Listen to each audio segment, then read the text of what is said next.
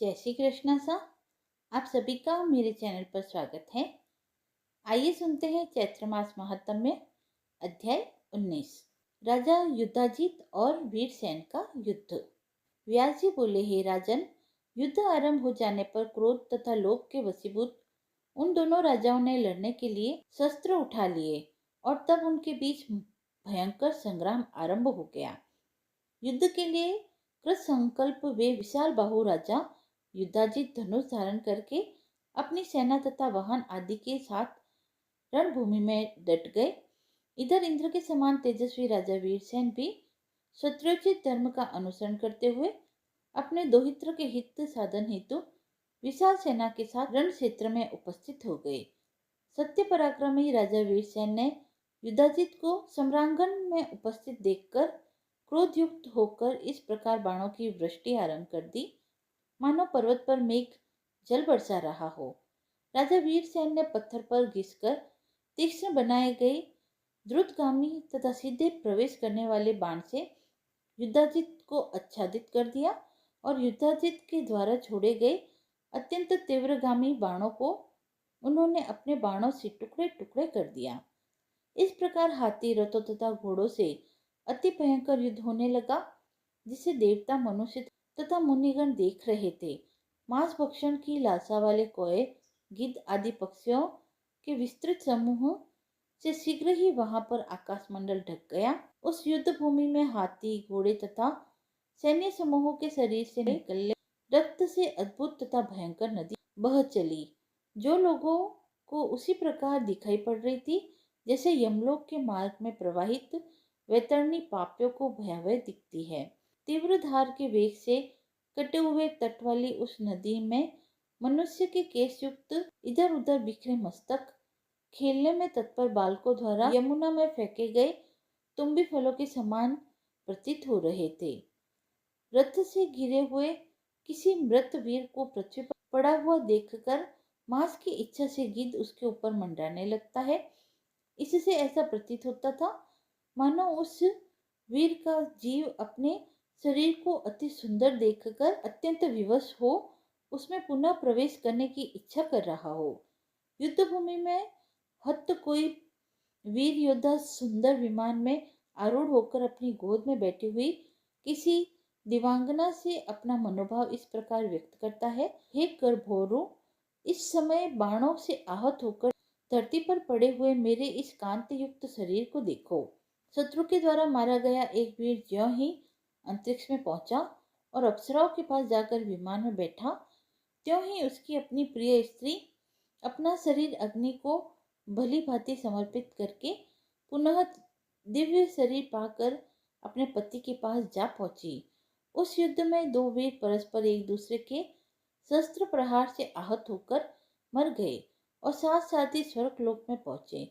वहां पर भी एक अप्सरा को प्राप्त करने के लिए वे दोनों वीर शस्त्र युक्त होकर एक दूसरे को मारने हेतु युद्ध करने लगे। कोई अनुराग में युवा वीर अतिशय रूपवती तथा गुणवती अप्सरा को प्राप्त करके अत्यंत बड़ा चढ़ाकर अपने गुणों का वर्णन करते हुए उसके प्रति भक्ति परायण होकर प्रयत्न पूर्वक उस प्रेमदायिनी के गुण आदि का अनुसरण करने लगा। घोर युद्ध के कारण रणभूमि से उड़ी हुई अत्यधिक धूल ने अंतरिक्ष स्थित सूर्य को ढक दिया और दिन में ही रात हो गई।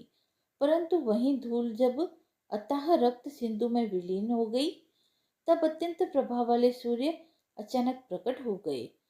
कोई युवक वीर युद्ध में मरकर स्वर्ग पहुंचा तो उसे एक सुंदर रूप वाली देव कन्या मिली, जो उसके ऊपर आसक्त हो गई, किंतु ब्रह्मचर्य व्रत के नाश होने से भयभीत उस चतुरवीर ने उसे स्वीकार नहीं किया। उसने सोचा कि ऐसा करने से मेरे अनुरूप यह ब्रह्मचारी शब्द व्यर्थ हो जाएगा। तदंतर घोर संग्राम छिड़ जाने पर युद्धाजित ने अपने तीक्ष्ण तथा अत्यंत भीषण बाणों से वीरसेन को मार डाला। इस प्रकार कटे मस्तक वाले राजा वीरसेन पृथ्वी पर गिर पड़े। उनकी संपूर्ण सेना नष्ट हो गई और चारों दिशाओं में भागने लगी। अपने पिता वीरसेन को सम्रांगण में मरा हुआ सुनकर तथा अपने पिता के वैर का स्मरण करते हुए मनोरमा भय से व्याकुल हो गई। वह इस चिंता में पड़ गई कि बुरे विचारों वाला वह पापी युद्धाजित राज्य के लोभ में मेरे पुत्र को अवश्य ही मार डालेगा। अब मैं क्या करूं, कहाँ जाऊं? मेरे पिताजी युद्ध में मारे गए तथा पतिदेव भी मर चुके हैं और मेरा यह पुत्र अभी बालक है। लोभ बड़ा ही पापी होता है, इसने किसको अपने वश में नहीं किया। लोभ से ग्रस्त हो जाने पर श्रेष्ठ राजा भी कौन सा पाप नहीं कर सकता। लोभ के अधिभूत मनुष्य अपने माता पिता, भाई, गुरु तथा बंधु बांधव को भी मार डालते हैं, इसमें संदेह नहीं है। लोभ के कारण मनुष्य अभक्ष्य का भक्षण तथा अगम्य स्त्री के साथ घमंड भी कर लेते हैं। यहाँ तक कि लोभ से व्याकुल होकर वह धर्म का त्याग भी कर देते हैं। अब इस नगर में कोई बलवान पुरुष मुझे सहायता देने वाला भी नहीं रहा, जिसके आश्रय में रहकर मैं अपने सुंदर पुत्र का पालन कर सकूं। यदि राजा युद्धाजित मेरे पुत्र को मार डाले तो मैं फिर क्या करूंगी? इस संसार में मेरा कोई रक्षक नहीं है जिसके सहारे मैं निश्चिंत रह सकूं। मेरी सौत लीलावती भी सदा मुझसे वैरभाव रखती है, अतः वह भी मेरे पुत्र पर दया नहीं करेगी। युद्धाजित के रणभूमि से लौटकर आ जाने पर मेरा यहाँ से निकलना भागना संभव नहीं हो सकेगा। वह मेरे पुत्र को बालक जानकर उसे कारागार में डाल देगा।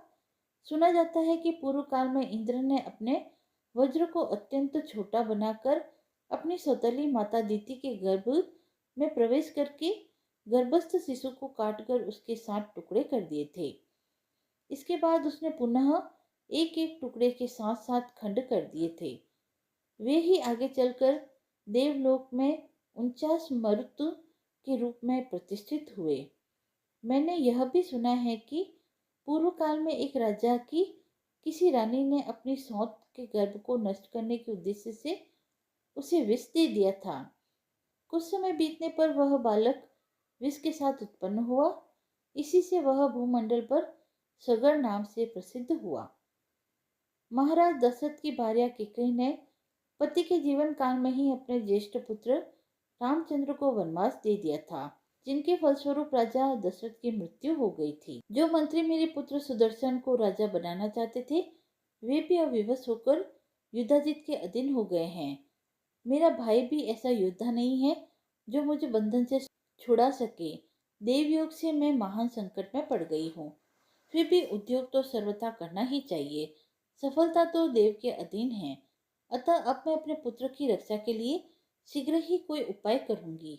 ऐसा सोचकर वह रानी अति सम्मानित, सभी कार्यों में दक्ष तथा विचार कुशल श्रेष्ठ मंत्री प्रवर विद्दल को बुलवाकर उन्हें एकांत में ले गई और बालक को हाथ में लेकर रोती हुई दीन मन वाली उस मनोरमा ने अत्यंत दुखित होकर उनसे कहा, मेरे पिता युद्धभूमि में मारे गए और मेरा यह पुत्र अभी अबोध बालक है।